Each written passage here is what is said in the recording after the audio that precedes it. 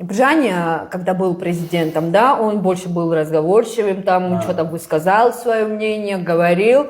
И люди, вот абхазы и те жители Абхазии думали, что там что-то решает Бжаня. Пришли к нему, не принимая этот закон. А на самом деле, кто сзади этого стоял, мы очень хорошо знаем. Это Россия. А люди думали, что на самом деле Бжаня там что-то решает. Да, продает вот Абхазию. им, да, вот сейчас вот эти выборы, да, были вот четко дали понять абхазцам, что окей, не будет Бжаня, будет кого мы поставим. Поэтому и Кириенко разговаривает везде, понимаешь? Батра просто ходит, потому что Кириенко вот четко дает понять, что если какие-то проблемы, митинги, у нас есть Дом Москвы, у нас есть посольство, давайте приходите, все претензии ко мне. Нет, ну смотри.